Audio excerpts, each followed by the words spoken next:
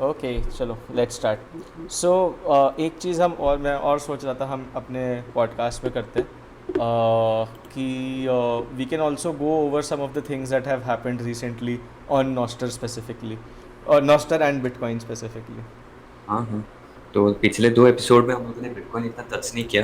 Freedom take के बारे में थोड़ा बहुत बात किया था, और नॉस्टर नॉस्टर को इतना सही से टच नहीं किया था एक्चुअली।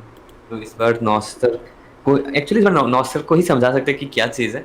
उसके बाद समझा सकते हैं कि फ्रीडम टेक क्यों बोलते हैं उसको, और कैसे बिटकॉइन से रिलेटेड है वो। अच्छा, so we are going down on exactly Nostr क्या चीज़ है। हाँ।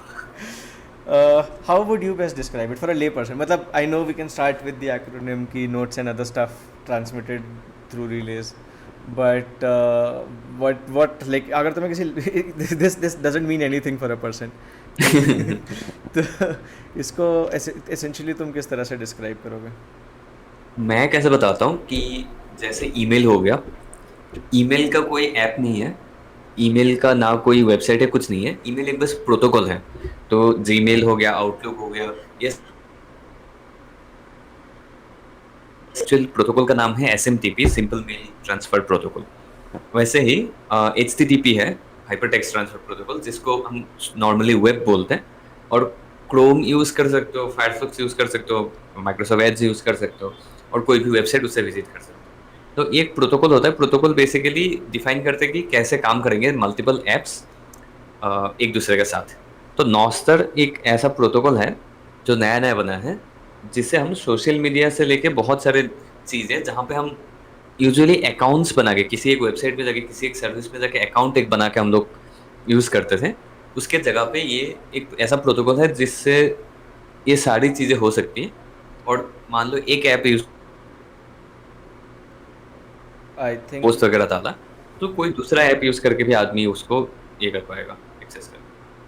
बीच में I think your mic is again going, but I do think it is not signals fault. I think कि तुम्हारे माइक की गलती। आई थिंक यू कुछ हिला देते उसको या समथिंग, तो वो बीच में चला जाता है because I hear a static before it goes. अच्छा माइक। हाँ, तो बट ठीक है। I it's a nice explanation. मैं इस तरह से सोचता हूँ, लोगों को बताने की कोशिश करता हूँ कि थिंक अबाउट इट कि तुम्हारा जैसे नॉर्मल अभी हम लोग को इंटरनेट जो हम लोग यूज टू हैं कि हमारे पास एक फ्रंट एंड होता है और एक बैक एंड होता है। फ्रंट एंड तरीका होता है हमारा इंटरेक्ट करने का चीज़ों से, एंड बैक एंड में हमारा डेटा स्टोर किया जाता है by these companies. Now what it does, what Nostr allows you to do, या नॉस्टर क्या टेक्नोलॉजी है इज़ कि यूज़र को बोलती है कि यार फ्रंट एंड अलग कर दो, बैक एंड अलग कर दो। I can directly talk to the back end and we can relay notes without having a user account specifically on that back end. मतलब जो तुम्हारा यूज़र अकाउंट है उसको एक प्राइवेट की में कन्वर्ट कर दिया, एंड नाउ दैट प्राइवेट की can communicate with any back and in the world and store its data. The user interface now just becomes a mechanism to store your data, to interact with these different backend with these किसी backends. किसी layman को ये explanation दे दिया ना, गरिया देगा वो। बोलेगा, बोलेगा ये सब बच्चों नहीं चलेगा मेरे सामने। True, that is लेकिन actually हाँ true. ठीक है। लेकिन ठीक है, ये एक्चुअली मोर करेक्ट एक्सप्लेनेशन है मैंने जो बोला था उसके तुलना में। लेकिन लोगों को समझाने में थोड़ा मुश्किल होगा।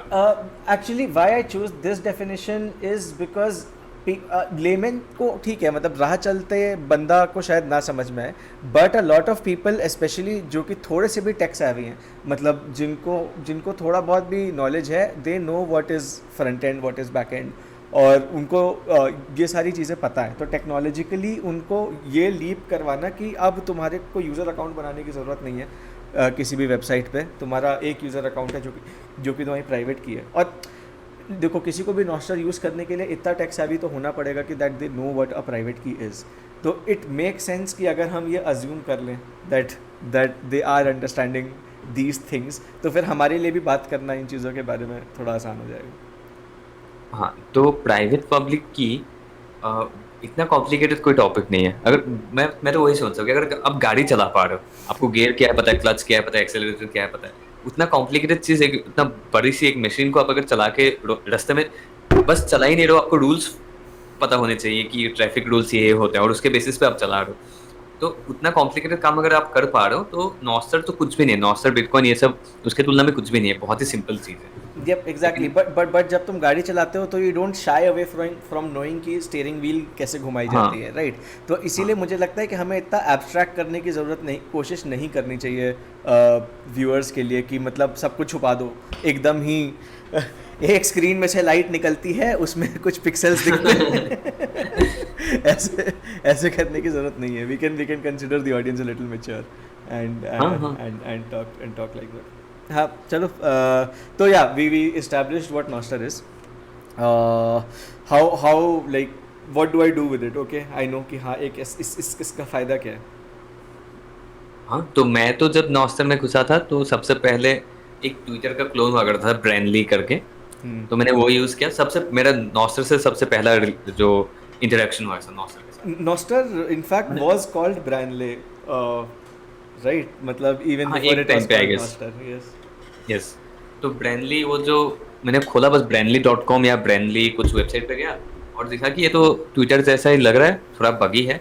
और मैंने वहाँ पे अकाउंट खोलने का ट्राई किया तो देखा कि नहीं, अकाउंट नहीं खुला। वहाँ पे मेरे को एक रैंडम नंबर मिला, रैंडम स्ट्रिंग मिला, जिसको सेव करके रखना था। तो मैंने उसको कॉपी करके रख लिया अपने पास। और फिर उसके बाद मैंने पोस्ट लिखा तो पोस्ट चला गया और किसी ने उस पर रिप्लाई किया। तो बस नॉर्मल जैसे ट्विटर यूज कर रहे थे ऐसे ही यूज किया मैंने उस टाइम। तो 99% लोगों के लिए वही एक्सपीरियंस होगा नॉस्टर के साथ कि वो लोग एक ऐप डाउनलोड करेंगे प्ले स्टोर से, ऐप स्टोर से, या फिर वो लोग एक किसी वेबसाइट पे जाएंगे और वहाँ पे एक अकाउंट जैसे बनाते हैं उसी तरीके से वो लोग एक प्राइवेट की जनरेट करेंगे जो कि एक रैंडम सेंटेंस टाइप का होगा, और उसको वो लोग सेव करके रखेंगे। और उसको, और इंटरनली वो क्या हो रहा है उनको इतना फर्क नहीं पड़ेगा, लेकिन बस उनको ये पता होना चाहिए कि वो जो प्राइवेट की है उसको प्राइवेट रखना है। और जब तक वो तुम्हारे पास है तब तक वो तुम उसको यूज करके पोस्ट लिख सकते हो, किसी को कमेंट कर सकते हो, सारा डेटा एक्सेस कर सकते हो। उतना ही Uh, डिफरेंस है। Yep. True, but I would also like to add कि ये ऐप्स अभी स्टार्टिंग में सोशल मीडिया के टाइप्स के हैं मे बी, बट मतलब रोज़ मुझे 3 नए नॉस्टर ऐप्स मिल जा रहे हैं। हाँ मतलब रोज़ नॉस्टर खोल रहा हूँ, किसी ने कोई 3 तरह के ऐप बना के डाल दे रहा है, and lot of them are social media, a lot of them are actually social media, but it's very fun. Like मैं अभी थोड़े दिन पहले क्या, कल ही शायद डेरेक रॉस ने एक वाइब कोड करके ऐप बनाया, याक करके, या या याक बैक करके। इट्स ऑसम कि उसमें यह है कि तुम जो है वॉइस नोट्स बना के डाल सकते हो और लोग वॉइस नोट्स में रिप्लाई करेंगे, तो सारी कॉन्वर्सेशन वॉइस नोट्स में होती है, विच इज़ वैसे अमेजिंग। एक ऐप था ना एयरचैट करके, नवल रविकांत ने आई गेस उसमें इन्वेस्ट भी किया था। एयरचैट करके एक ऐप था, उसमें क्या होता था कि सारे जो थ्रेड्स होते हैं ट्विटर के, उसके जगह पे सारे वॉइस नोट्स होते थे। तो तुम बेसिकली एक ट्वीट खोला कुछ, या मतलब ट्वीट का ऑल्टरनेटिव जो भी, वो नोट खोला और वो वॉइस नोट है तुमको सुनाई देगा और अपने आप स्क्रॉल होता जाएगा, जैसे पॉडकास्ट में होता है ऐसे सारे नोट्स तुमको, रिप्लाईज तुमको सुनने को मिलेंगे।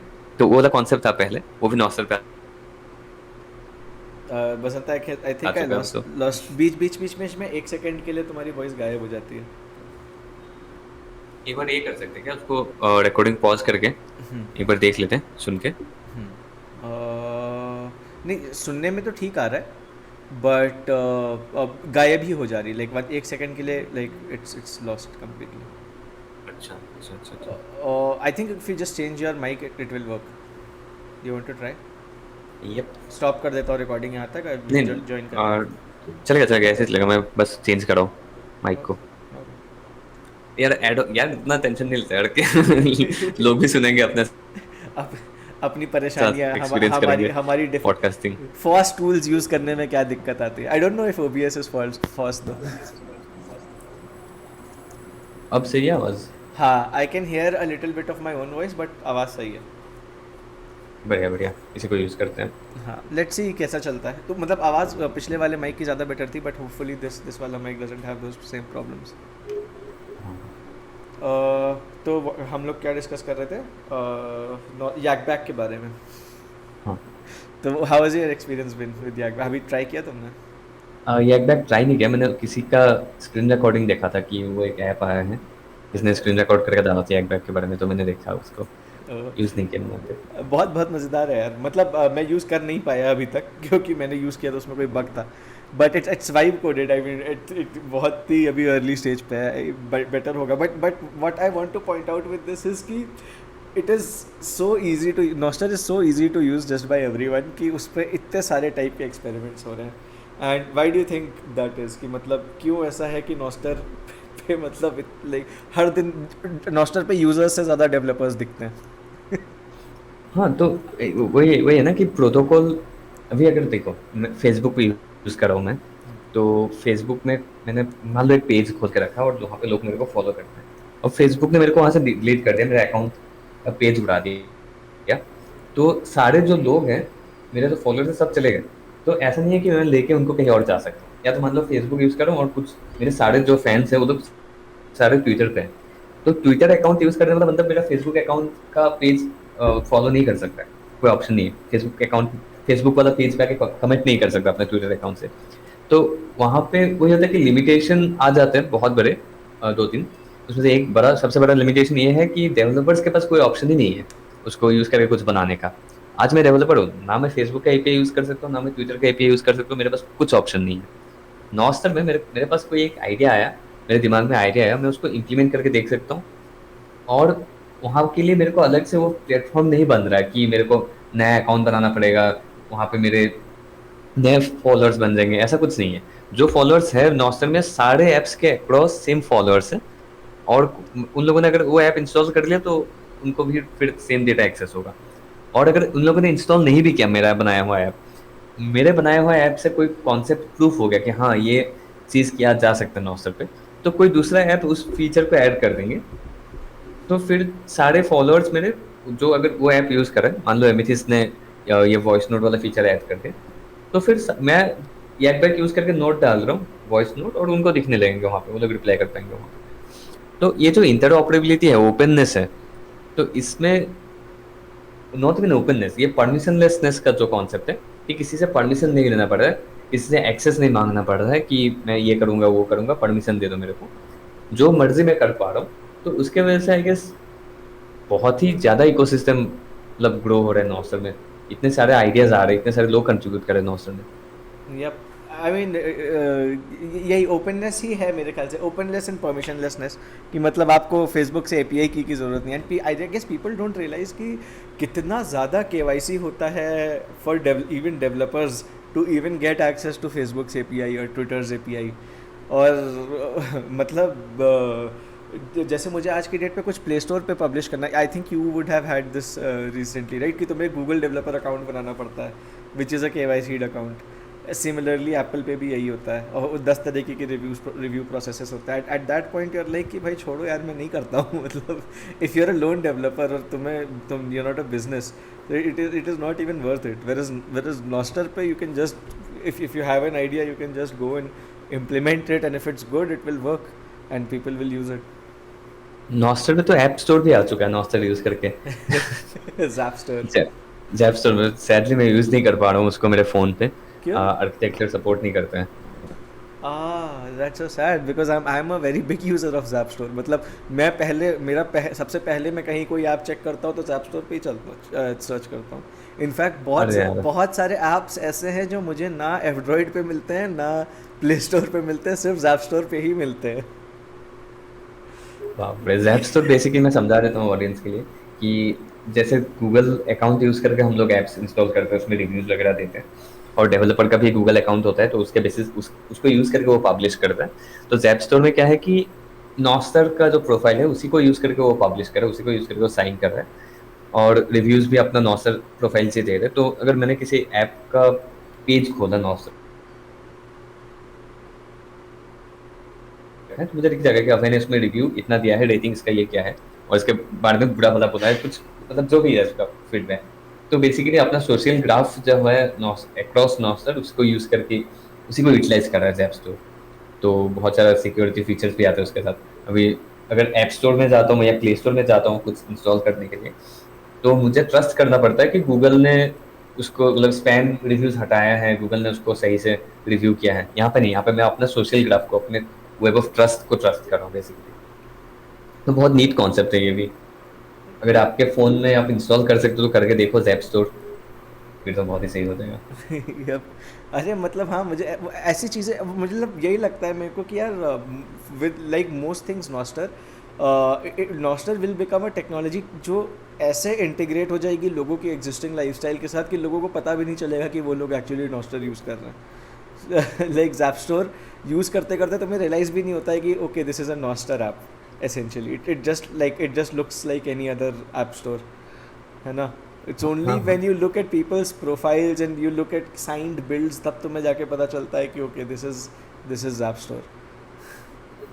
जैसे अभी ईमेल, अरे यार कंस्ट्रक्शन शुरू हो गया बैकग्राउंड में। अच्छा, बाय द वे तुम्हारी आवाज़ फिर भी कट रही थी। अच्छा, यस। फिर तो मैं माइक उसी माइक में जा रहा हूँ फिर। हाँ, उसी माइक पे आ जाओ। आई don't know what is happening.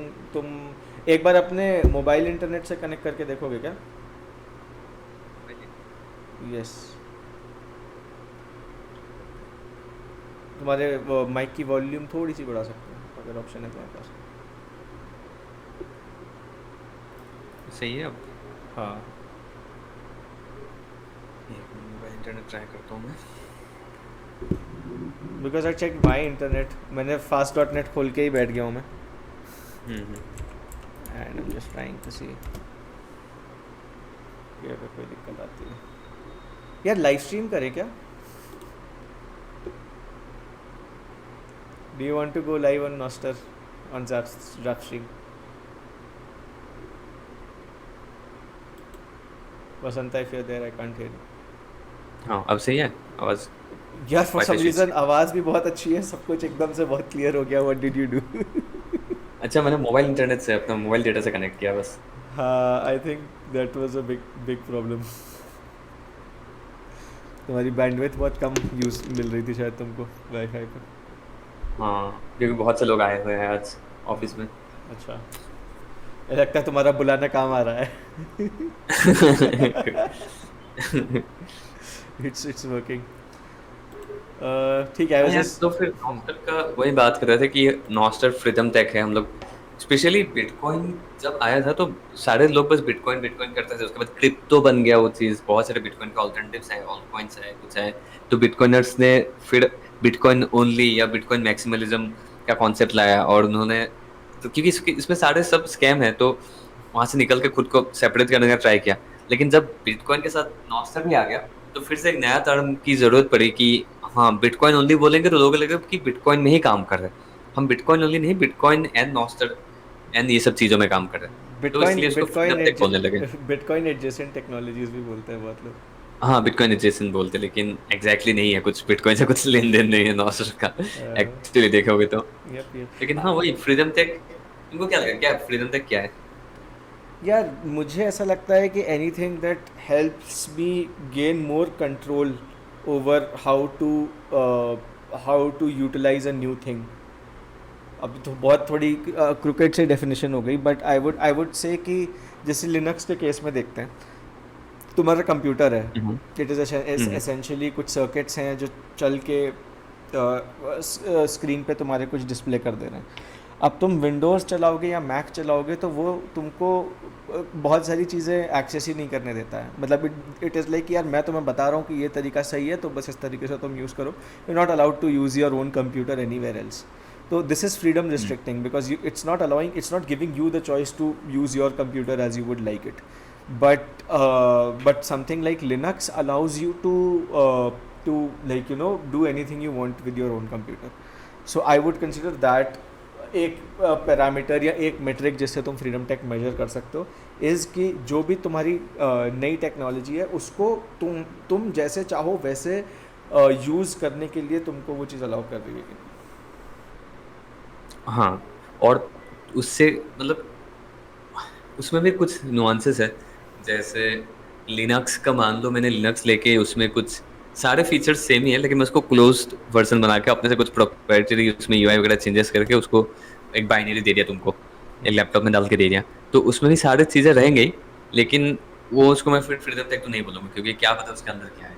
हाँ तो आई मतलब guess it is auditability it ये इज सब इट बहुत। Has it has I would still consider it more freedom tech than Windows actually because it's still giving you hmm. More options but it has taken away your अगर उसने close source कर दिया है तो तुम्हारे पास से बहुत ऑप्शंस भी चले गए होंगे कि मैं ये चीज़ चेंज मतलब तुम्हारे पास चेंज करने का ऑप्शन चला गया कि अगर तुम्हें कोई एस्पेक्ट पसंद नहीं आ रहा है उस चीज़ का तो you can change it to make it something else right so that freedom is gone now because you don't even know how कि वो कैसे बना था उसका कोड का एक्सेस ही नहीं है तुम्हारे पास so it has become less freedom tech because it has given you less number of options.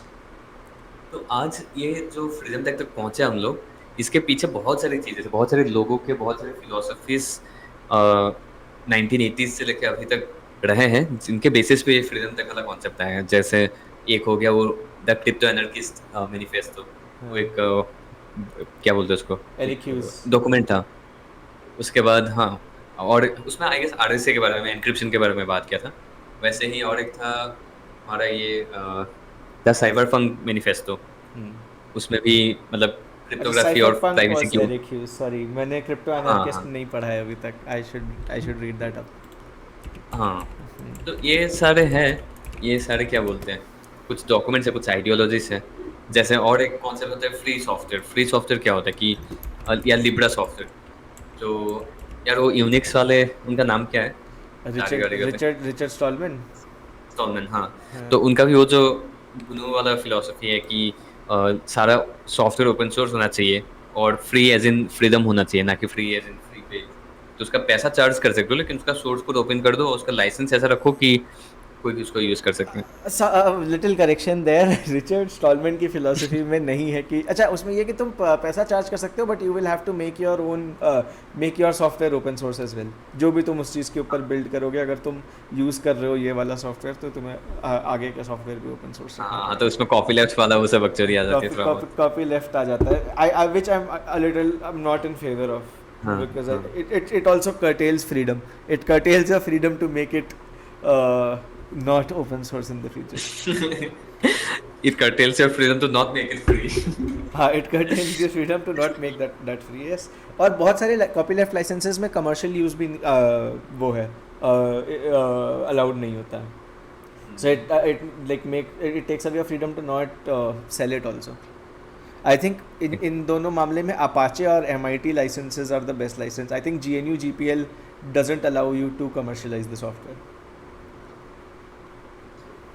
तो बेसिकली सॉफ्टवेयर के लाइसेंसेस होते हैं क्योंकि लोग कंफ्यूज होंगे कि इसके बारे में बात करें हम लोग। हाँ. सॉफ्टवेयर जब आप रिलीज करते हो, अगर ओपन सोर्स सॉफ्टवेयर है, यानी कि उसका कोड आपने जो किया कोड भी आप पब्लिश करो, लोगों को देखने दे रहे हो, तो उसमें लाइसेंसेस लगा देते हैं कि ये जो मैंने कोड रिलीज किया इसको आप कमर्शियली यूज नहीं कर सकते हो, ये वो बहुत सारे अलग अलग क्लॉजेस होते हैं। तो जो भी, तो हम लोग अगर वो आ रहे से क्रिप्टो एनालिस्ट मैनिफेस्टो या नहीं तो साइफर पंक उसमें जाते हैं, तो वहाँ पे प्राइमरी उनका कंसर्न था कि प्राइवेसी, कि जैसे भाई नॉर्मली रियल लाइफ में जब बात करते हैं, मैं और तुम अगर आमने सामने बैठ के बात कर रहे हैं, तो ये बात बस हम दोनों तक ही लिमिटेड है।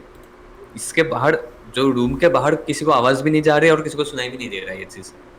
मतलब हम अगर रिवील करना चाहते हैं, जो भी बात किया हम लोगों ने, बेसिक से बेसिक बात हो, खाना खा लिया, हाँ खा लिया, वही बात हम लोगों को किसी और को बताना नहीं पड़ रहा है, किसी और को मतलब कोई चाह के भी वो सुन नहीं सकता, क्योंकि हम लोग रूम के अंदर अपने प्राइवेट में बैठ के बात कर रहे हैं। लेकिन जैसे ही वो कम्युनिकेशन मीडियम के ऊपर आ जाते हैं, हम लोग लॉन्ग डिस्टेंस में बात करें, तो डेटा सारा का सारा मल्टीपल हॉप्स से होकर पार होना होगा। जैसे मेरे फ़ोन से अगर डेटा जा रहा है, अगर लैपटॉप से जा रहा है, तो ये डेटा जा रहा है पहले वाईफाई को, वाईफाई से जा रहा है वो जो कनेक्टेड वायर है उस बिल्डिंग का, इस बिल्डिंग का जो भी मेन हब है वहाँ तक, वहाँ से फिर जा रहा है आईएसपी को, आईएसपी से पता नहीं कहाँ कहाँ डेटा सेंटर तक जा रहा है सिग्नल का, यूएस यूएस यूएस से फिर वापस आ रहा है आके तुम्हारे, हम लोग कुछ 5-6 किलोमीटर दूर बैठे हैं एक दूसरे से, लेकिन वहाँ तक आने के लिए भी डेटा पूरा का पूरा दुनिया घूम के आ गई है। No, no, तो not इसमें अगर not true because this is WebRTC जो कि सिग्नल में हो रहा है which means अच्छा, it's peer to peer. फिर भी तो घूम फिर के आ ही रहा है, मतलब हाँ आईएसपी तक तो जा ही रहा है। इनिशियली तुम्हें कनेक्शन बनाने के लिए जाना पड़ रहा है बट उसके बाद तुम्हारा डायरेक्ट कनेक्शन है थ्रू आईपीस तो हाँ डायरेक्ट कनेक्शन भी तो डायरेक्ट एग्जैक्टली नहीं हाँ मिलेगा, मेरा आईएसपी डेटा। आईएसपी से जाएगा हाँ, यस. तो मेरा अगर यहाँ पे अभी जियो यूज करो, तुम एयरटेल यूज करो, तो मेरा जियो तक जा रहा है डेटा, और जियो से एयरटेल, एयरसेल से होकर वहां तक आ रहा है। यस. तो अगर इसमें एन्क्रिप्शन नहीं रहता अभी, तो सबको कोई भी सुन सकता था, कोई भी मतलब वाईफाई का वायर काट के सुन ले जैसे टेलीफोन में करते थे पहले, तो हाँ, सब सुनाई दे देता। तो यस। बिना प्राइवेसी का हम कुछ नहीं कर सकते इंटरनेट पे, वो एक मेन चीज था। उसके बाद नॉस्टर और बिटकॉइन दोनों ने सिखाया कि हम लोग को डिजिटल सिग्नेचर भी चाहिए data integrity, I mean data authenticity verify करने के लिए। तो उसके बारे में कुछ बता सकते हो कि डेटा ऑथेंटिसिटी डिजिटल सिग्नेचर क्या होता है? तो basically you want to be able to prove कि अगर मैंने लिखा है गुड मॉर्निंग तो वो मैंने लिखा है। आज के ज़माने में ये प्रूव होता है क्योंकि इंस्टाग्राम बोलता है कि ये अभय का अकाउंट है और अभय के अकाउंट से गुड मॉर्निंग मैसेज मुझे मिला है, और मैं तो इंस्टाग्राम हूँ तो मुझ पर तुम भरोसा कर सकते हो, मैं झूठ नहीं बोलूँगा, इसलिए ये अभय नहीं, इसलिए तुम मान सकते हो कि ये अभय नहीं गुड मॉर्निंग लिखा है। अब इसमें प्रॉब्लम ये है कि हमें इंस्टाग्राम पे भरोसा करना पड़ रहा है कि अगर इंस्टाग्राम बोल रहा है कि अभय ने गुड मॉर्निंग लिखा है तो वो अभय ने लिखा है। बट तुम्हें इंस्टाग्राम की एक्चुअल ज़रूरत नहीं है। तुम क्या कर सकते हो कि there is a thing called signing which is कि तुम अपनी प्राइवेट की से एक मैसेज को एक लेट्स से एक मैथमेटिकल फंक्शन जिसको साइनिंग बोलते हैं उसमें पास कर सकते हो और तुम्हें एक स्ट्रिंग मिलेगी। अब कोई भी और आदमी उस स्ट्रिंग को लेके ये वेरीफाई कर सकता है मेरी आईडी के अगेंस्ट या मेरी पब्लिक की के अगेंस्ट, ये वेरीफाई कर सकता है कि हाँ हाँ अभय ने ही ये एक्चुअल मैसेज साइन किया। Think of it in the real world, actually think of it जैसे तुम चेक साइन करते थे। इसीलिए हम लोग डिजिटल दुनिया में भी वही चीज़ें बोलते हैं, वही वर्ड्स यूज़ करते हैं, बिकॉज उनके एनालॉग्स बहुत हैं, बहुत कॉमन है रियल वर्ल्ड में भी, कि तुम एक्चुअली अपना चेक साइन करते हो तो वो साइन तुम कोशिश करते हो कि यूनिक रखो, कि बहुत इजी टू मैनिपुलेट साइन ना बना ले कि जो कोई भी कॉपी कर ले, क्योंकि इट इज़ अज्यूम्ड कि अगर तुम्हारा साइन थोड़ा सा यूनिक है तो वो तुम ही से आ रहा है, वो चेक तुम ही ने साइन किया है, किसी और ने तुम्हारा साइन फोर्ज नहीं किया। और that is exactly what digital signing is, कि तुम अपनी प्राइवेट की से जीएम लिख रहे हो तो तुम ही ने लिखा है। इससे हम ऑथेंटिकेट कर सकते हैं कि हाँ अभय ने ही ये गुड मॉर्निंग मैसेज लिखा होगा। और जैसे प्राइवेट डेटा होता है, अगर प्राइवेसी तब चाहिए होता है जब हम लोग कोई इंटरनली बात कर रहे हैं किसी चीज के बारे में, लेकिन अगर सोर्स तक पहुंचे तो उसमें प्राइवेसी की कोई रोल नहीं होती है, उसमें बस डेटा इंटीग्रिटी की या ऑथेंटिसिटी की रोल होती है। तो उसमें फिर डिजिटल सिग्नेचर्स यूज करते हैं हम लोग, और अगर यूज नहीं किया तो फिर ये बन जाता है कि क्या बोलते हैं उसको, कि ट्रस्ट करना पड़ता है किसी को। तो बिटकॉइन में भी सेम चीज़ है। बिटकॉइन में जब ट्रांजैक्शन जा रहा है मेरे से, अगर तुमको पैसा आ रहा है तो मैं उसको साइन करके भेजूंगा। बिटकॉइन में डिजिटल सिग्नेचर्स यूज कर रहे हैं।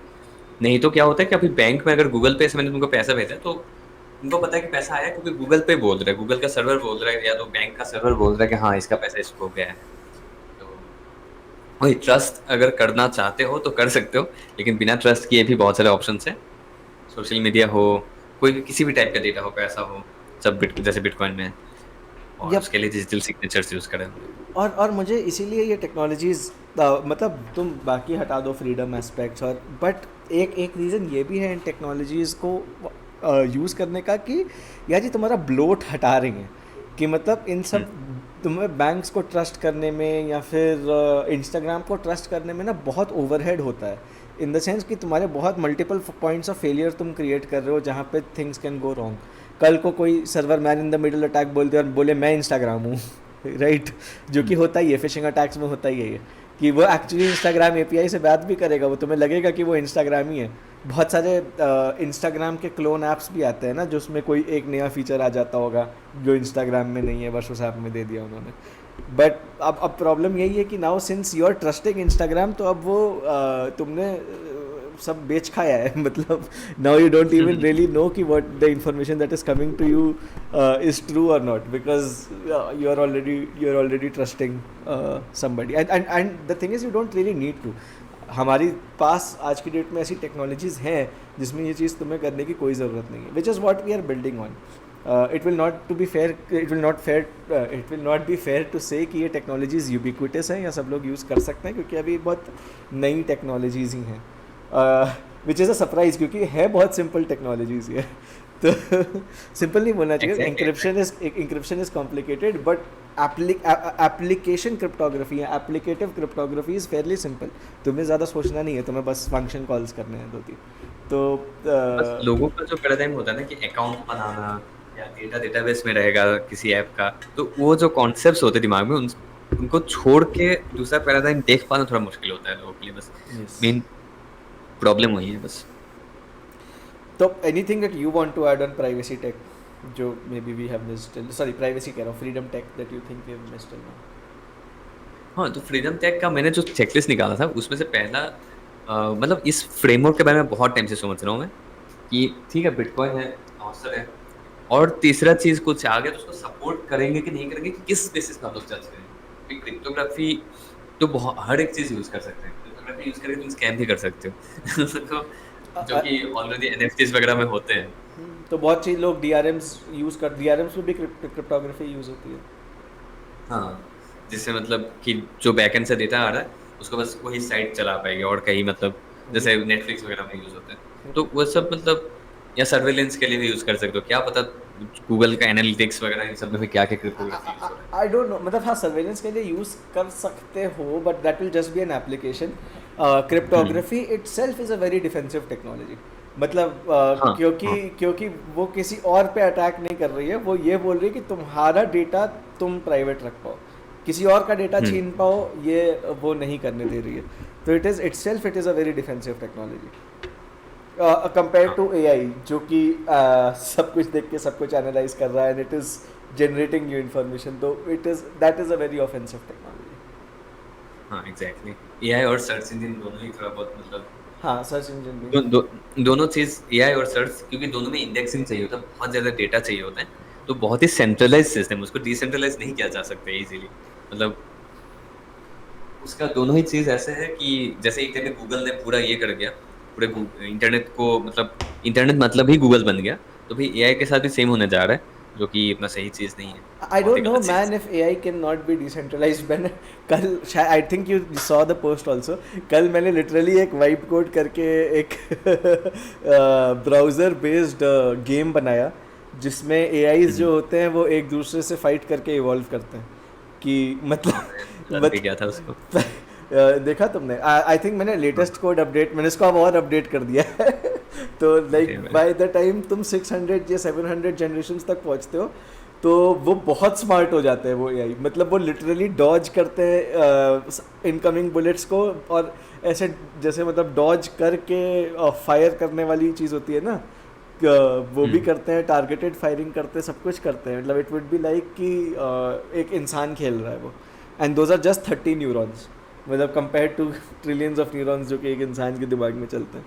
तो वो ब्राउज़र में चल रहा है वो गेम तो आई डोंट नो कि एआई डिसेंट्रलाइज टेक्नोलॉजी नहीं है because it can be use decentralise in a decentralise manner. The way that we are using LLMs right now कि millions of millions data sets पे train करो और वो सिर्फ centralise authorities ही कर सकती है, वो थोड़ा सेंट्रलाइज्ड है। But now that it has come, मतलब नाउ जबकि हमारे पास ऐसे मॉडल्स आ चुके हैं तो अब नए मॉडल्स ट्रेन करना और ईजियर हो गया है to be to be hmm. To be honest. तो इट मे बी अभी के लिए centralise, but I don't know कि if it will remain even this will remain centralised for long.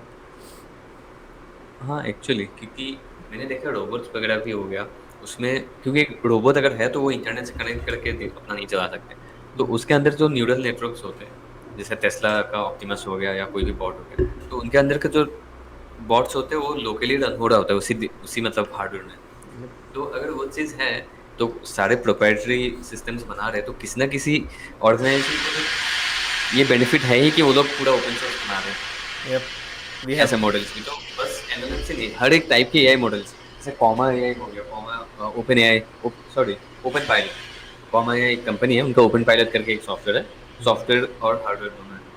तो एक वन प्लस का फोन लेते हैं वो लोग, और उसमें वो मतलब इंस्टॉल करते हैं, तो उसको बेसिकली तुम गाड़ी के अंदर लगा देते हो और कनेक्ट करते हो, और open source I mean self driving बना देते हैं हमारे गाड़ी को। पूरी गाड़ी को हाँ लॉल। और वो पूरा का पूरा ओपन सोर्स सॉफ्टवेयर, और उसका जो फाउंडर है जॉर्ज हॉट, वो जेल आई मीन उसने एप्पल और सोनी के अगेंस्ट केसेस खेल चुका है जब 16 साल का था उसी टाइम, क्योंकि उसने हैक किया था कुछ, सोनी का जेल ब्रेक किया था। तो ऐसे पागल लोग हैं दुनिया में जो कर देंगे किसी ना किसी दिन। हाँ। तो हाँ, तो कमिंग बैक टू, हाँ बताओ। नहीं नहीं, वही coming back to freedom tech. Coming back to freedom tech, तो मैं क्या बोल रहा था कि फ्रीडम टेक एक तो होते हैं जो नॉर्मली यूज करो, जैसे लिनक्स हो गया, उसका कोई नेटवर्क नहीं है, उसका कोई आइडेंटिटी वगैरह नहीं है, उसमें तुम डेटा जनरेट नहीं कर रहे हो, वो बस अपना यूटिलाइज कर रहे हो, या तो कोई होम मैनेजमेंट सिस्टम हो गया ओपन सोर्स, कुछ भी ऐसा सिस्टम। उसके बाद लेकिन अगर नेटवर्क्स पे आते हैं जिसमें तुम अपना खुद का डेटा जनरेट करो, तो उसमें मैंने 5 चेकलिस्ट निकाला था, 5 या 6। पहला हो गया कि सेल्फ जनरेटेड आइडेंटिटी या परमिशनलेस आइडेंटिटी।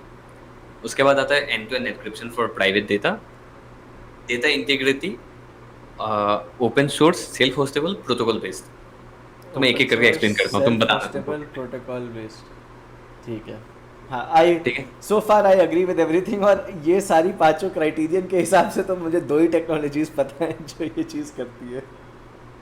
हाँ, इन पांचों के हिसाब से ना मेरे को 3 पता है, नॉस्ट एक्चुअली 4 पता है।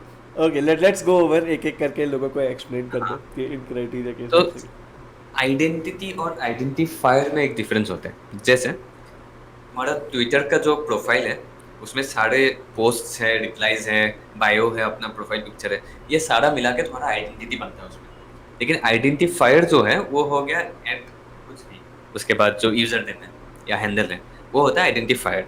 जैसे अभी कॉल वॉल कुछ कर रहे हैं, ये सब हम लोग का प्राइवेट डेटा है, लेकिन जो आइडेंटिफायर हो गया वो हो गया तुम्हारा फोन नंबर। यस। सिग्नल पे जैसे सिग्नल का यूजर नेम या फोन नंबर, व्हाट्सएप पे फोन नंबर ही होता है। तो ये जो आइडेंटिफायर है, ये आइडेंटिफायर सेल्फ जनरेटेड होना चाहिए। मतलब ये जनरेट करने के लिए किसी से परमिशन नहीं लेना चाहिए। जैसे ट्विटर पे हम लोग ट्विटर से परमिशन ले रहे हैं, और ट्विटर का जो x.com का डोमेन है, वो डोमेन के लिए वो लोग अपने डोमेन रजिस्टर से परमिशन ले रहे हैं, जो कि किसी और अथॉरिटी से परमिशन ले रहे हैं। और वो लोग परमिशन ले रहे हैं आईकैन से, internet corporation of assign names and numbers. तो पूरा का पूरा एक परमिशन सिस्टम है। या फिर आईपी एड्रेसेस को मान लो, मेरा फोन का जो आईपी एड्रेस है अभी, वो मेरे को सेल टावर से मिला है, क्योंकि मैं मोबाइल डेटा ऑन करके रखा हूँ।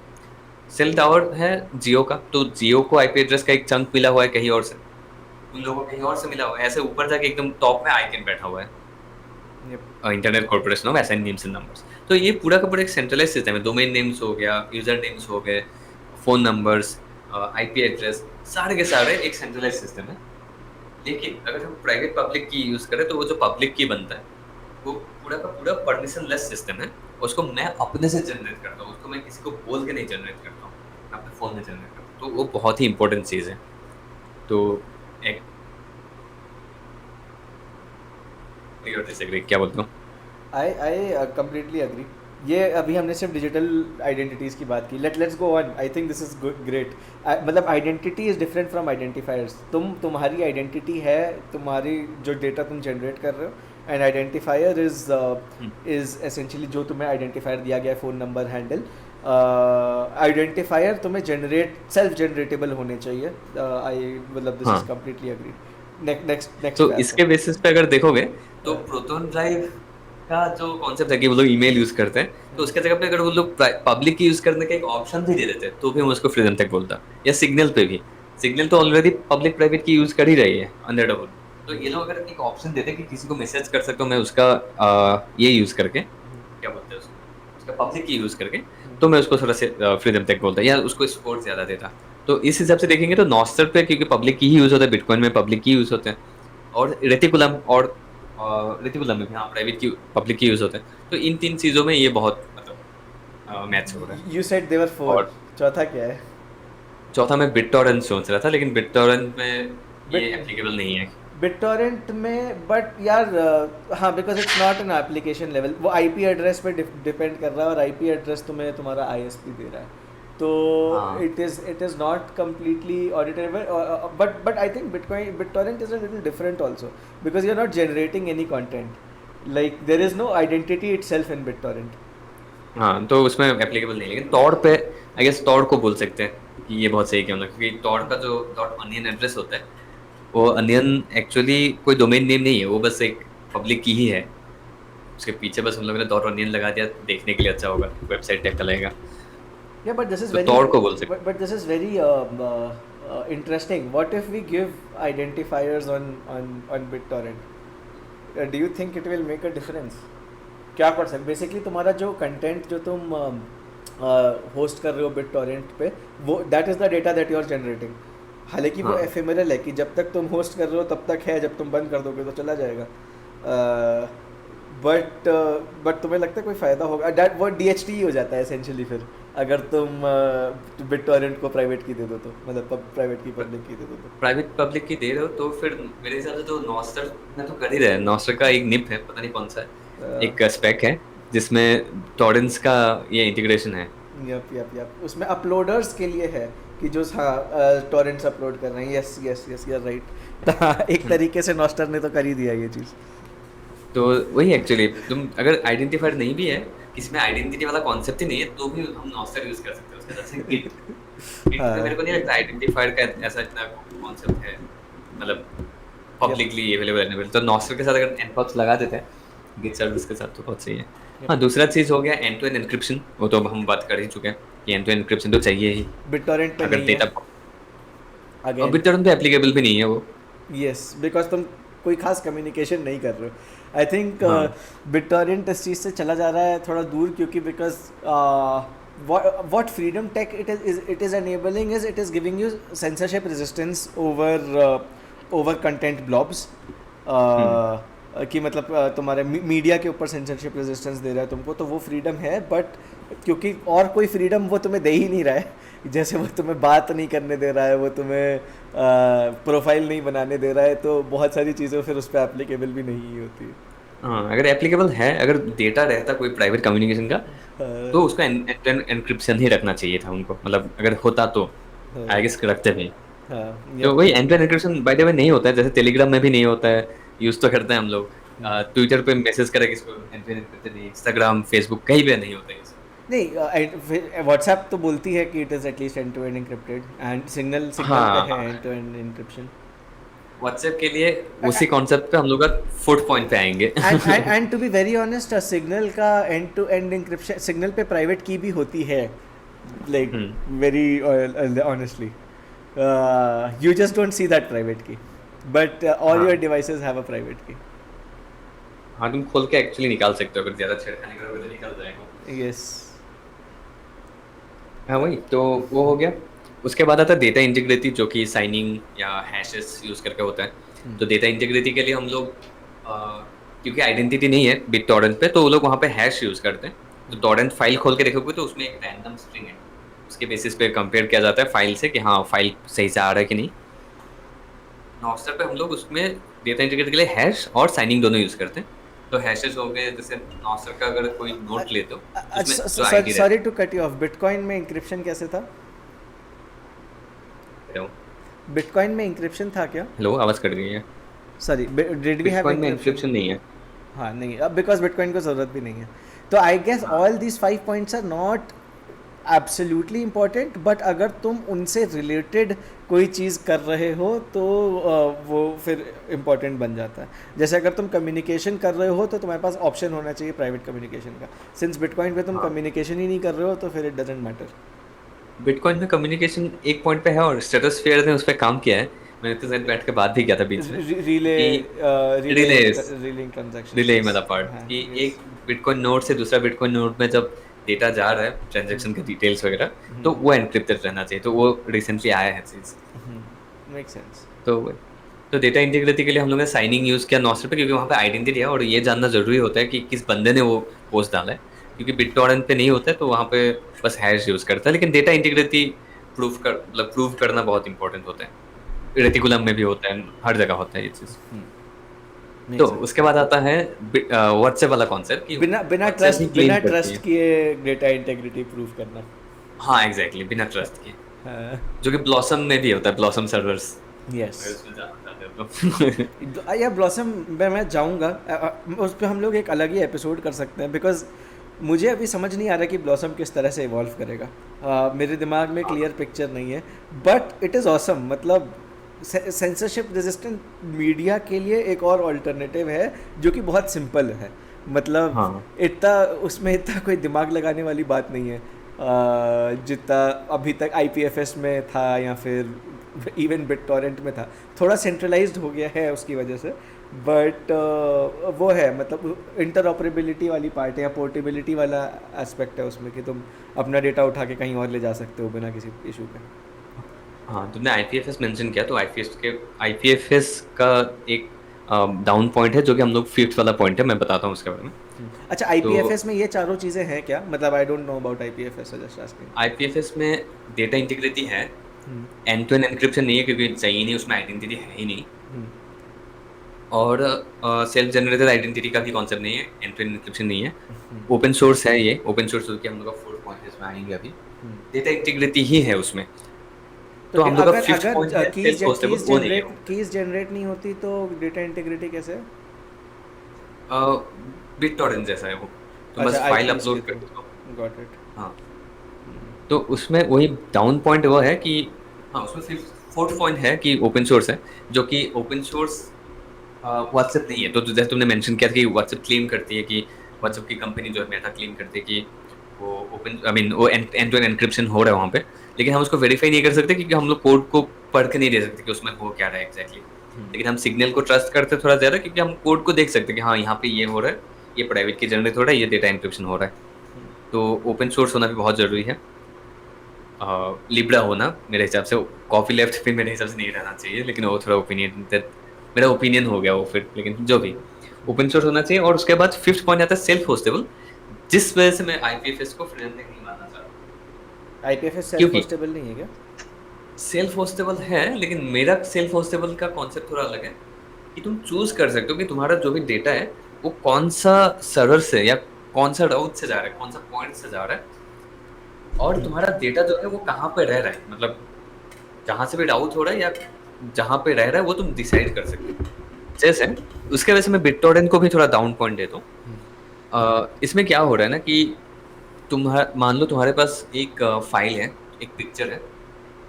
आईपीएफएस में क्या होता है, तुम पिक्चर को जब अपलोड करोगे तो पिक्चर का एक हैश निकलेगा, और वो हैश हैश का जो इनिशियल डिजिट्स है उसके बेसिस पे वो डिसाइड किया जाएगा कि वो हैश, आई मीन वो फाइल कहाँ पे रहेगा, किस कौन से सर्वर पे रहेगा। और तुम्हारे पास वो ऑप्शन नहीं है चूज करने का कि मैं, हाँ ओ अच्छा, ये, तुम बस बेसिकली आईपीएस इंफ्रास्ट्रक्चर का, आईपीएफएस इंफ्रास्ट्रक्चर का पार्ट हो जाते हो, लेकिन तुम्हारे नोड पे लेट्स से क्या डेटा रहेगा उसका फ्रीडम तुम्हारे पास नहीं रहता।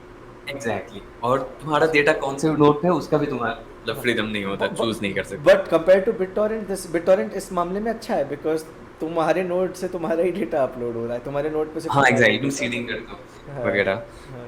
तो यहाँ पे क्योंकि डीएचटी वगैरह यूज हो रहा है, तो डीएचटी यूज करके तुम डीएचटी एक डिस्ट्रीब्यूटेड हैश टेबल, वो एक दूसरा कॉन्सेप्ट है। तो बेसिकली कहाँ पे रहेगा तुम्हारा डेटा वो बहुत एल्गोरिथमिकली डिटरमाइंड है, जो कि नहीं होना चाहिए मेरे हिसाब से। तुम्हें ये डीएचटी यूज कर सकते हो अगर डीएचटी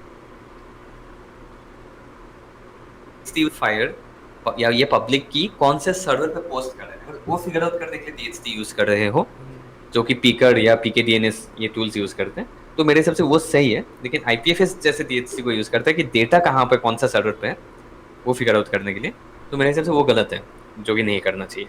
और इसी वजह से सेल्फ होस्टेबल नहीं है, इसी वजह से मैं सिग्नल को भी एक डाउन, मतलब अपवोट नहीं दे सकता, इसमें पॉइंट नहीं दे सकता, क्योंकि अगर कल परसों सिग्नल का सर्वर डाउन हो गया, सरकार ने बैन कर दिया सिग्नल को या कुछ भी, तो वो ऐप एसेंशियली यूजलेस है।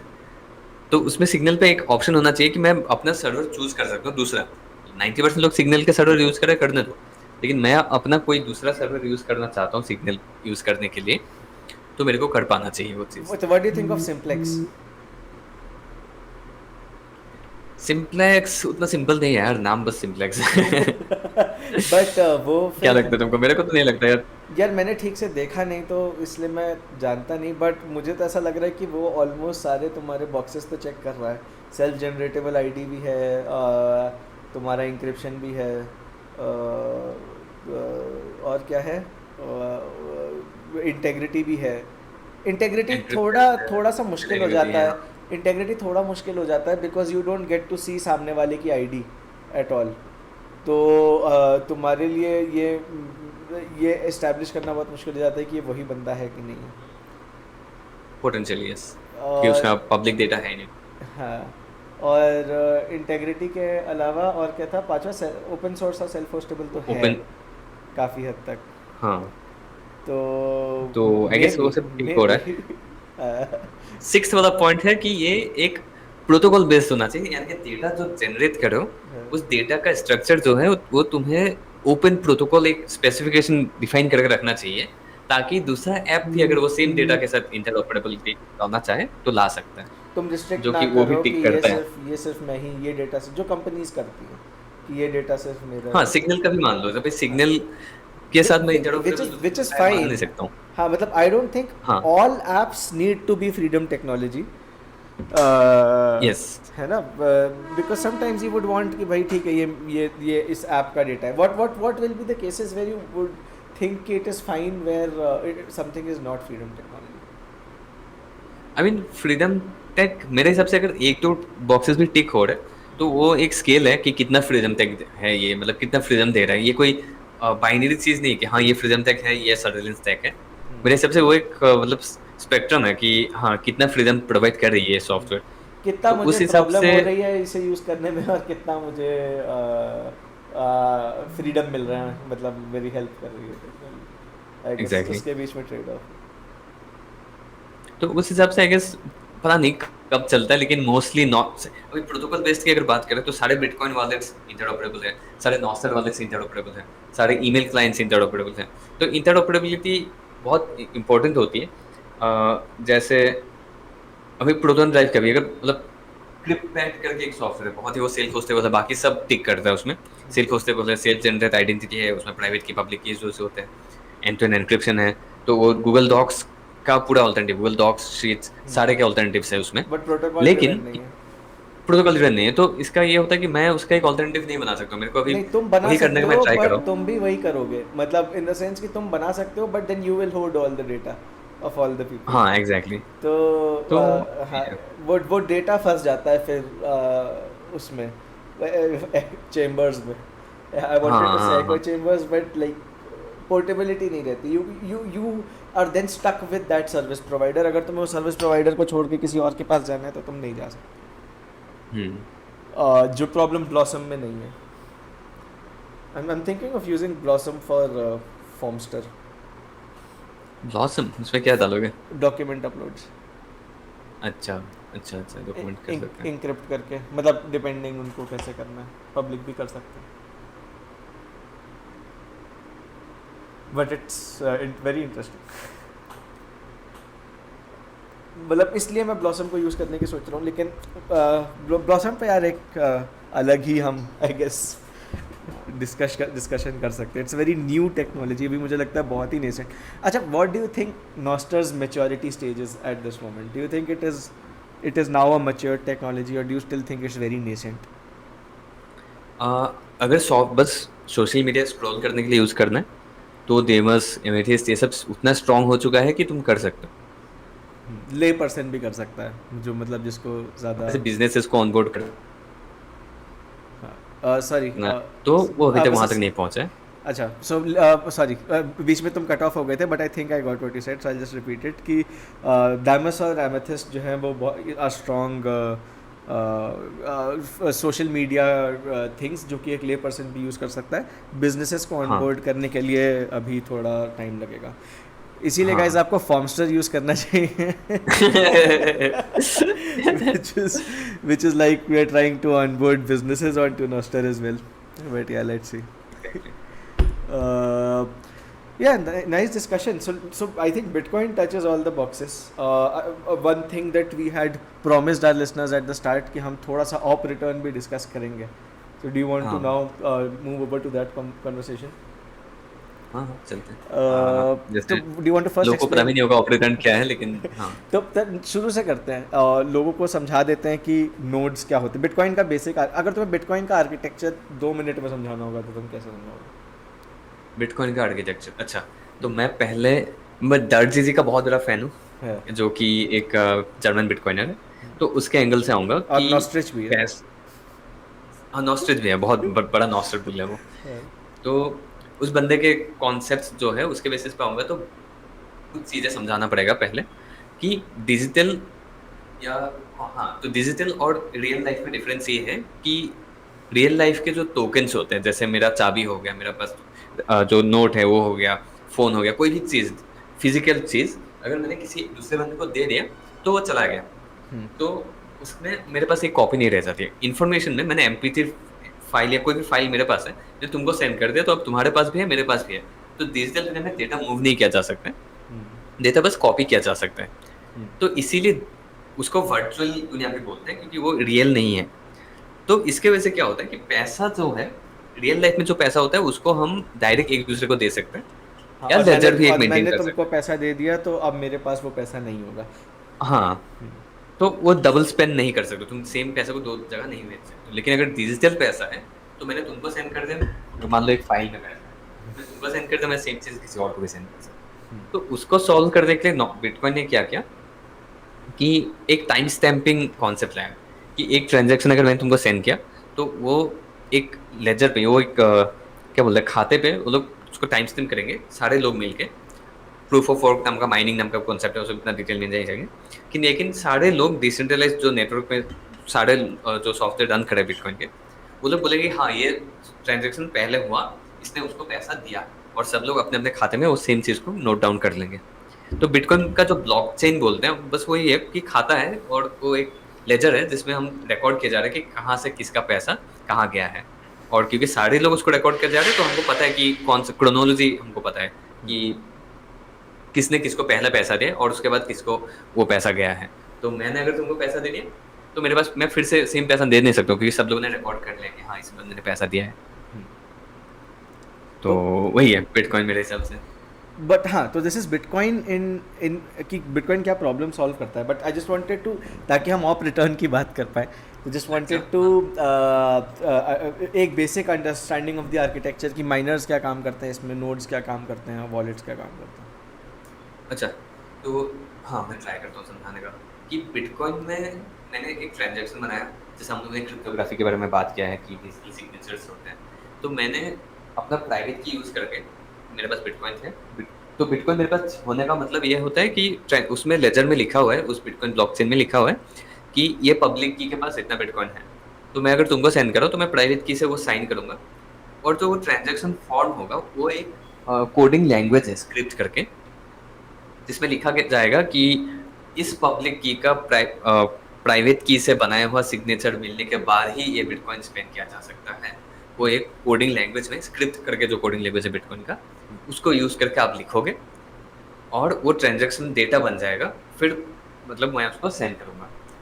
और माइनर्स जो है, माइनर्स क्या करते हैं कि वो लोग ब्लॉकचेन का एक एक ब्लॉक बनाते हैं। ब्लॉक मतलब बंच ऑफ ट्रांजैक्शंस लेते हैं, जैसे 100 ट्रांजैक्शन, 1000 ट्रांजैक्शन, 7000 तक आई गेस जा सकती है ट्रांजैक्शन थियोरेटिकली। तो ब्लॉक का भी एक लिमिट है कि हाँ कुछ मैक्स 4 MB तक जा सकती है डेटा। 1 MB था, कुछ कुछ चेंजेस के बाद 4 MB तक हुआ डेटा। तो उस डेटा 4 MB के अंदर अंदर हमें ये सारे ट्रांजैक्शन भरने हैं, और सारे ट्रांजैक्शन में कोडिंग लैंग्वेज, वो जो स्क्रिप्ट है उसको यूज करके लिखा है डेटा कि हाँ इस पब्लिक की का ट्रांजैक्शन मिलने के, सॉरी, पब्लिक की का सिग्नेचर, बसंता, यू अगेन, सारे ट्रांजैक्शन में कुछ कुछ कोड लिखा, और उस code sorry got cut off again. हाँ, you are telling us about कि स्क्रिप्ट में हम लोग लिखते हैं कि कैसे किसी पब्लिक की के अगेंस्ट, सॉरी, एक you are explaining a block, I think, कि ब्लॉक में किस किस हाँ ट्रांजैक्शन होता है, वो ब्लॉक वेरीफाई किया जाता है कि जिन पब्लिक कीज के पास ये पैसा था वही स्पेंड कर रहे हैं कि नहीं, बाय वेरीफाइंग सिग्नेचर्स उनके ट्रांजैक्शंस का। एग्जैक्टली। तो उसमें बेसिकली हम कोड करके बता दे रहे हैं कि हाँ ये रेस्ट्रिक्शंस है, ये चीज़ें हैं। तो उसमें जैसे नॉर्मल प्रोग्रामिंग लैंग्वेज जावास्क्रिप्ट वगैरह में होते कीवर्ड्स, ऐसे ही इसमें भी होता है, बेसिकली यूज़ करके हम लोग करते हैं चीज़। तो तो ऑप रिटर्न के लिए लोगों को कोडिंग के कुछ कीवर्ड्स भी समझने पड़ेंगे क्या होते हैं। नॉट गोइंग दैट फार, अच्छा, ओके। you're going, अच्छा, तुम पूरा ही ऑप रिटर्न समझा रहे हो कि बेसिकली ऑप रिटर्न का काम क्या है। अच्छा, नहीं करते चलो। है ना, नहीं कर लेते हैं ना कि ऑप रिटर्न का काम क्या है। बहुत ही एब्स्ट्रैक्ट वे में तो देखो बता ही सकते हैं कि ट्रांजैक्शंस के अगेंस्ट आर्बिट्रेरी डेटा स्टोर करने के लिए यूज़ किया जाता है। But do you think this definition Mrs out on something, कि जिससे नहीं नहीं पता चलता है कि इसका क्या मतलब है। I don't think so. मेरे हिसाब से क्योंकि लोगों को फिर UTX और सेट वगैरह वो सब ट्रांजैक्शन का लिस्ट वगैरह उसे समझना पड़ेगा। तो मेरे हिसाब से वो आई गेस काफ़ी है ये समझना कि ऑप रिटर्न यूज़ करके, जैसे वो कोड लिखते हैं कि हाँ इसका पैसा इसको जा सकता है, ये वो जो भी रेस्ट्रिक्शन डाल रहा है, उसके जगह पे क्या करता है लोग ऑप रिटर्न करके एक कोड का कीवर्ड डालते हैं और उसके बाद आर्बिट्ररी कुछ भी डाल सकते हैं, क्योंकि ऑप रिटर्न जैसे प्रोग्रामिंग लैंग्वेजेस में रिटर्न कीवर्ड होता है उसके जैसा है कि फंक्शन लिख रहे हो, कुछ भी कोड लिख रहे हो, जैसे रिटर्न लिख दिया तो उसके पीछे और एग्जीक्यूट नहीं होगा, उसके बाद ही वो डेटा वहीं पे खत्म हो जाएगा एग्जीक्यूशन कोड का। तो ऑप रिटर्न में भी वही हो रहा है कि ऑप रिटर्न लिखने के बाद और आगे नहीं बढ़ेगा कोड एग्जीक्यूशन, उसके बाद तुम आर्बिट्ररी डेटा ऐड कर सकते हो, तो जो कि करके लोग डेटा ब्लॉकचेन में ट्रांजैक्शन डेटा के अलावा भी रैंडम डेटा ऐड कर सकते हैं। Yep. And this has been in Bitcoin since forever, हमेशा से, शुरू से ही। एग्जैक्टली सबसे पहला ट्रांजैक्शन से लेके अभी तक है हाँ, तो I guess. Do you think, can you tell us कि ऐसा है क्यों, मतलब इसकी एक्चुअली ज़रूरत क्या है बिटकॉइन में? ऑप रिटर्न का मुझे नहीं पता उन लोगों ने क्या सोच के इम्प्लीमेंट किया था ये चीज़, क्या उनका ये होगा। बट क्या क्या क्या डू वी नो कि कौन कौन से particularly protocols op return use करते हैं, कि लाइक टैप रूट यूज़ करता है कि नहीं, या सेगवेट यूज़ करता है कि नहीं? ऑप रिटर्न टैपरूट सेगविट से रिलेटेड है ही नहीं, वो चीज़ कोई भी किसी भी टाइप का ट्रांजैक्शन यूज़ कर सकते हैं। और लेकिन ऑप रिटर्न को यूज़ करके बनने वाले प्रोटोकॉल्स में से एक है ओपन टाइम स्टैम्प। हाँ, open time open time stamp तो है, स्टैम्प, यस। हाँ ओपन टाइम स्टैम्प में क्या होता है कि बेसिकली तुम्हारे पास बहुत सारे डेटा है और उन डेटा का जैसे डॉक्यूमेंट हो गया, कुछ हो गया, जैसे मान लो मेरा बर्थ सर्टिफिकेट है, तो मैंने उसको हैश किया और उसका हैश का जो होता है, हैश बेसिकली एक स्ट्रिंग होता है, डेटा ऑथेंटिसिटी प्रूफ कर सकते हो। तो उस हैश का एक मर्कल ट्री बनाया, यानी कि हैशों का हैश, बहुत सारे हैशेस लिए उनको हैश कर दिया तो और एक ये निकला है, और एक नया हैश निकला है, रूट हैश निकला है, और उसको ऑप रिटर्न करके बिटकॉइन ब्लॉकचेन में डाल दिया। उससे अब क्या होगा कि मान लो वो बिटकॉइन ब्लॉकचेन में डाला गया था 2022 में, तो मैं प्रूफ कर सकता हूँ कि ये हैश बिटकॉइन ब्लॉकचेन में है, यानी कि मेरा डॉक्यूमेंट भी 2022 में एग्जिस्ट करता था।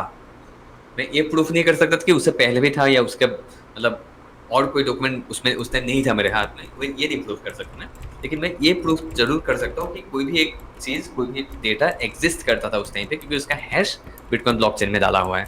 तो ऑपरेशन का मेन वही है। तो उससे हम क्या कर सकते हैं कि नॉस्टर का भी, नॉस्टर मैंने तुमको कोई डीएम किया, कुछ किया, तो उसका जो टाइम स्टैम्प है कि कब वो जनरेट किया गया था डेटा, वो नॉस्टर प्रूफ नहीं कर सकते, क्योंकि टाइम स्टैम्पिंग का जो कॉन्सेप्ट है कि हाँ ये डेटा कब जनरेट हुआ था, वो उसके लिए नॉस्टर का हमें रिलेज को या उस नोट का जो ऑथर है उसको ट्रस्ट करना पड़ रहा है। लेकिन ओपन टाइम स्टैम्प यूज करने का भी एक तरीका है नॉस्टर में या किसी भी टाइप के डेटा में, जहाँ पे हम बेसिकली प्रूव कर सकते हैं हाँ ये डेटा उसी टाइम पे जनरेट हुआ था। तो वो बहुत बड़ा इंपॉर्टेंट चीज़ है ऑपरेटर का। लेकिन तुमको क्या लगता है? आई डोंट नो, मैं तो अभी ग्रोक से पूछ रहा हूँ कि what other protocols use op return. अच्छा मेरे को तो नहीं पता। अभी सीक्रिया वगैरह कुछ आ रहा है। There are a lot of side chains. Do you know if Lightning uses op returns to store channel data? No I don't think so. Open time सबसे बड़ा यूजर आ रहा है, लिक्विड यूज करता है op return. Liquid operator, liquid तो federation है, वो तो उसका बिटकॉइन ब्लॉकचेन में आई डोंट थिंक वो लोग करते हैं। हाँ और एक करता है, ये तुम्हारा हो गया पेनिंग्स का जो कॉन्सेप्ट है। पेनिंग्स बेसिकली आई गेस सामुराई वाले के डेवलपर्स ने ये किया था। तो उसमें क्या होता है कि ऑप रिटर्न यूज करके हम बोलते हैं कि हाँ ये मेरा पेनिंग है, और फिर लोग उसमें से बिटकॉइन प्राइवेसी के लिए इम्पोर्टेंट होता है, तो उसमें ही ऑप रिटर्न यूज होता है। तो बेसिकली उन्होंने ट्रांजैक्शन में ही बता दिया कि तुम इस निम पे करोगे तो फिर से मुझे मिल जाएगा। प्रोबेबली मेरे को एग्जैक्टली नहीं पता कैसे काम करते हैं। Okay. मतलब पता था, मैं भूल गया।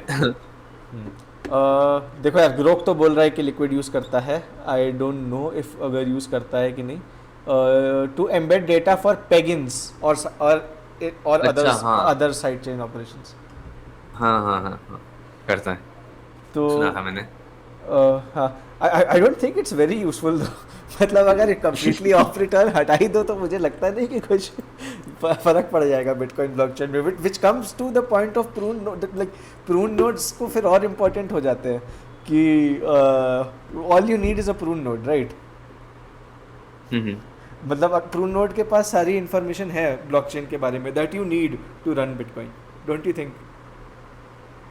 आई मीन ऑप रिटर्न नहीं करोगे तो डेटा स्टोर करने से तो रोक नहीं सकते हो, मतलब क्योंकि डेटा तुम किसी भी टाइप का डेटा, जैसे प्राइवेट की पब्लिक की का जो कॉन्सेप्ट है, एनकोड कर सकते हो।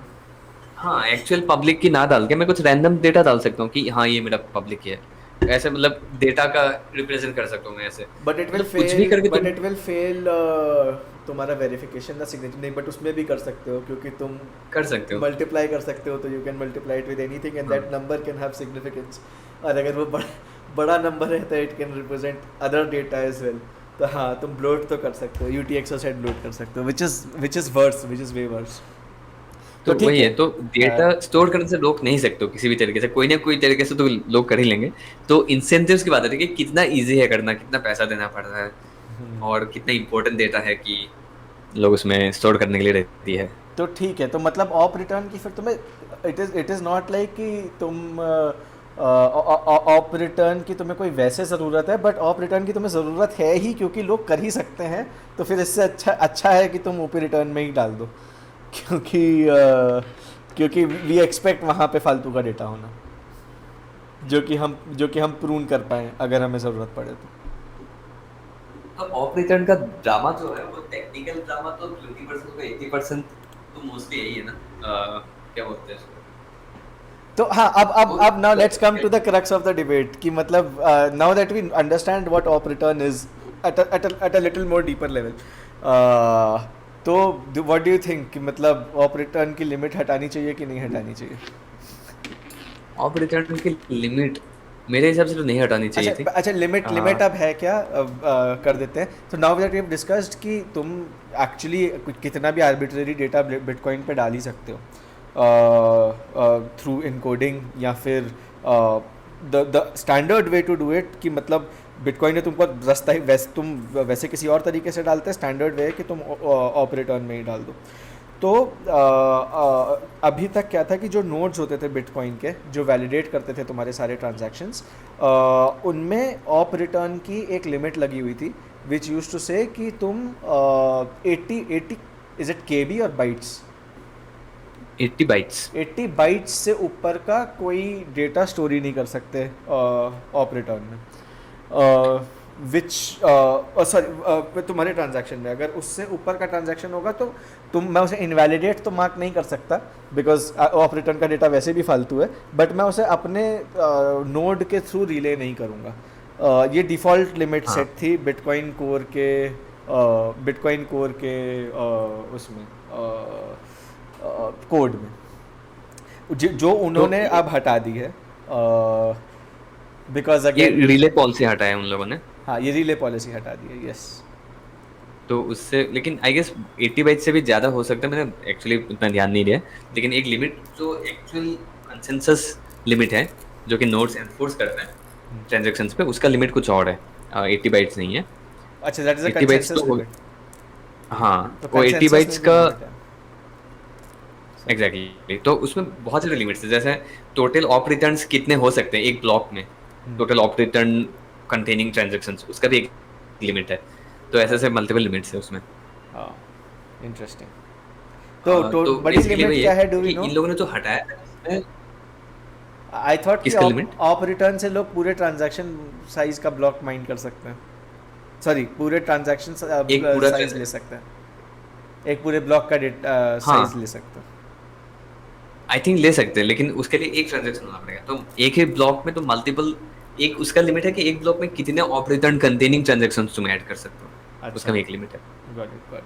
तो तुम दो कर सकते हो, दो तो एमबी लिमिट्स के। अलग अलग टाइप की है। हाँ आई गेस 2 MB लेकिन हो नहीं पाएगा, 1 MB हो नहीं पाएगा अगर प्योरली ऑपरेटर यूज करो।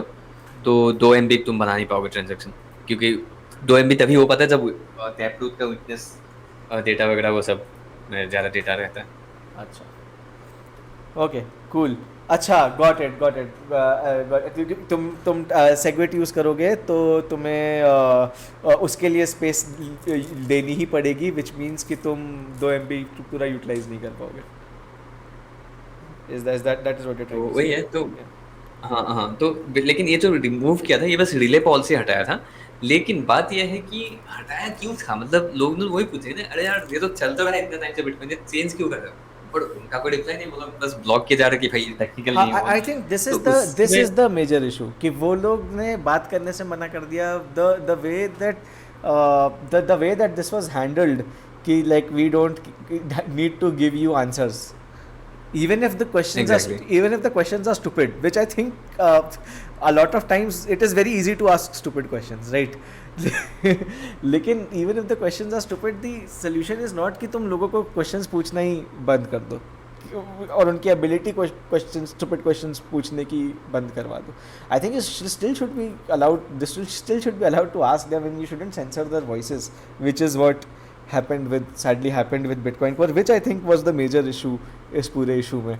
आई डोंट थिंक ऑप रिटर्न, मतलब जो मुझे यहाँ जो हमने अभी डिस्कशन किया सिर्फ इतने से ही बात कर ले कि तुम ऑप रिटर्न, तुम लोगों को आर्बिट्ररी डेटा स्टोर करने में ब्लॉकचेन में वैसे भी नहीं रोक सकते. और इनफैक्ट ऑप रिटर्न तुम नहीं यूज़ करोगे तो तुम्हें उनका सिग्नेचर भी वैलिडेट करना ही पड़ेगा, विच और उन्होंने अपने अगर UTXO सेट में ही डेटा इंकोड करके रखा होगा फिर तो नोड्स को वैलिडेट भी करना पड़ेगा, which will probably be more problematic because then validating every transaction will take much time. तो उससे अच्छा है लोगों को डालने दो आर्बिट्ररी डेटा ऑप रिटर्न में, क्योंकि वो तुम वैसे भी नहीं रोक सकते. तो एग्जैक्टली एक्चुअली अगर तुम उसका टेक्निकल सॉल्यूशन देखोगे ना तो मुझे कोई इशू नहीं है 80 बाइट का वो हटाने से. इशू लेकिन बहुत इशू है कि ये लोग कैसे ट्रीट किए लोगों को. जिन लोगों ने क्वेश्चन पूछा, मैकेनिक हो गया, कोई भी हो, इन लोगों ने अरे तुम तो गधे हो, तुमको क्या पता है, उस टाइप का एटीट्यूड से आए वो लोग. तो एग्जैक्टली वहाँ पे इशू था. तो यार ये बहुत पॉलिटिकल चीज़ है ये. Which is my major concern कि प्रॉब्लम ये है कि जब लोगों को पता नहीं है ना, कि मतलब लोगों को पता नहीं है कि एग्जैक्टली ऑप रिटर्न कैसे काम करता है, तो it becomes very easy to politicize an issue कि मतलब कल को. हाँ, और एक चीज़ यार, बच्चे भी तो हैं यहाँ पे. मतलब जैसे बिटकॉइन कोर की जो कंट्रीब्यूटर थी ग्लोरिया जाओ या जो भी, तो वो इतनी उम्र की नहीं है ना, वो अपने उम्र की ही है. मतलब मेरे से बड़ी होगी, तुमसे छोटी होगी, ऐसी है. मतलब समझ रहे हो ना, इन लोगों का ट्विटर पे आके कुछ बकचोदी कर दिया, फिर अकाउंट ये करना पड़ा, डीएक्टिवेट करना पड़ा क्योंकि लोगों ने मजाक उड़ाया. तो ये सब यार, मतलब समझ रहे हो, लिनक्स में जो मेंटेनर्स है वो कितने उम्र का है, 40 साल से कर रहे हैं उसमें काम, 20 साल से कर रहे हैं उसमें काम. तो यहाँ पे इस उम्र में तो आई गेस मतलब समझ सकते हैं कि हाँ जोश में आके कुछ बोल गया रैंडमली. अब क्या ही है इसमें, क्या ही कर सकते हो. हम लोगों ने भी तो कितना कुछ किया है ऑनलाइन. मेरा ट्विटर प्रोफाइल देखोगे ना खोल के, पुराने ट्वीट्स, भाई मेरे को डिलीट करना है वो सब. मेरा तो पता नहीं कितने ट्विटर अकाउंट हो चुके हैं आज दिन तक जो मैं अब डिलीट कर चुका हूं.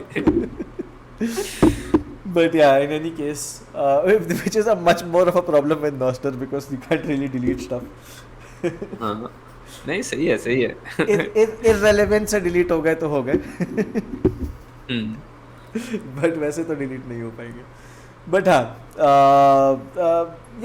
I think that is my take also in this whole situation. But what do you think is the solution going forward? कल को फिर से एक ऐसा कोई चेंज आएगा जो कि इतना कोई इम्पोर्टेंट भी नहीं होगा, लेकिन लोग उसको पॉलिटिसाइज करेंगे.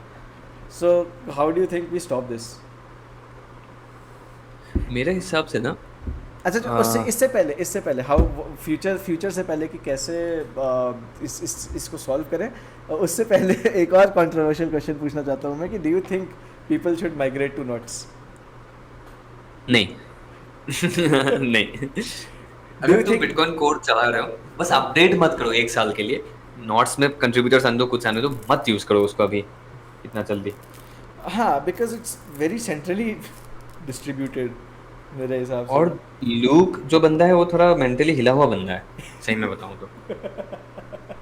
है बहुत अजीब बंदा है. तुम अगर उसके कोविड के टाइम पे उसने जो हरकतें की अगर देखोगे ना, पिज्जा खरीद के लाया, उसको हाइड्रोजन पेरोक्साइड या किसी में डाल के उसका बैक्टीरिया मार रहा है. सीरियसली? बोल रहे ऊपर के हाँ. मतलब इतना इस टाइप का बंदा है, बहुत एकदम फट्टू टाइप का बंदा है.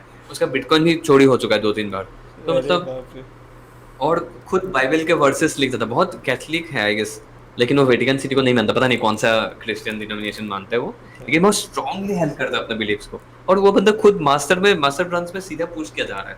नहीं, मतलब अगर अकेला कंट्रीब्यूटर है तो मास्टर ब्रांच में पुश करना इस मतलब जितना बड़ा इशू उस चीज को बनाया जा रहा है, मुझे लगता है इतनी बड़ी प्रॉब्लम नहीं है.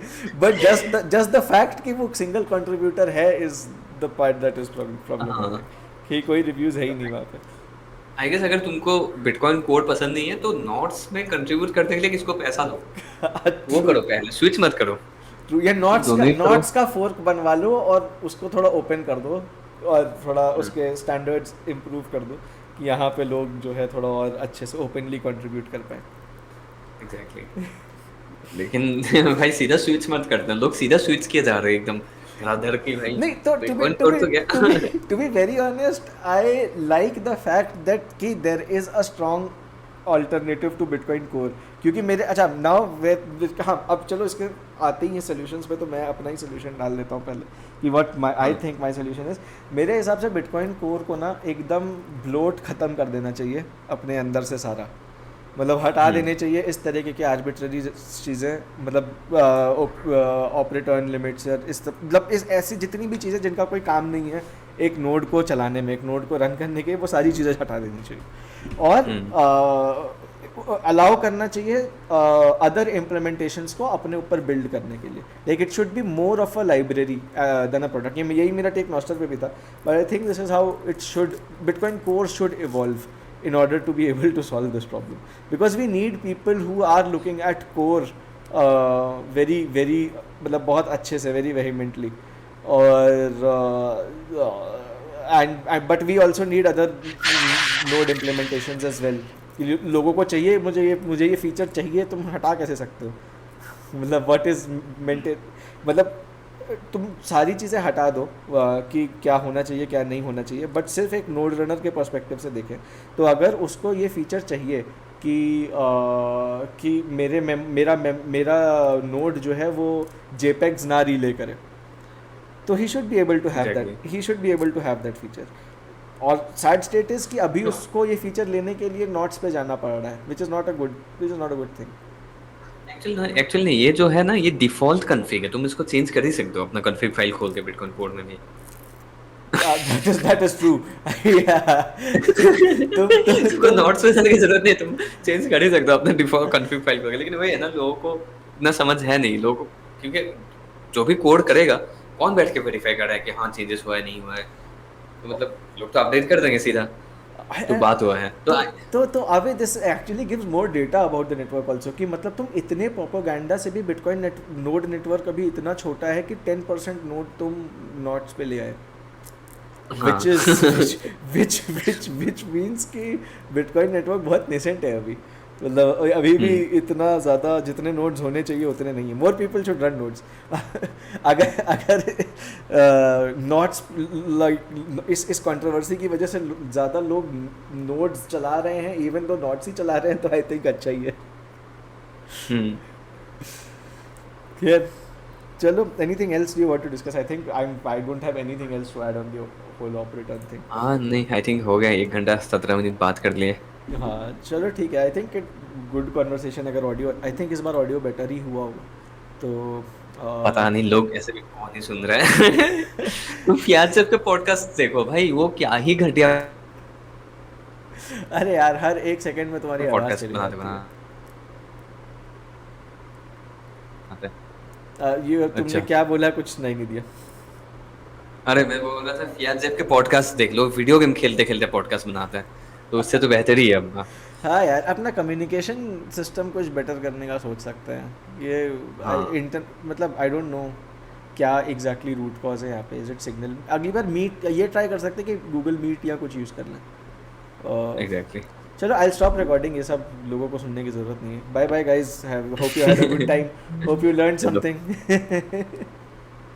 एग्जैक्टली। चलो बाय बाय। चलिए बाय, मिलते हैं।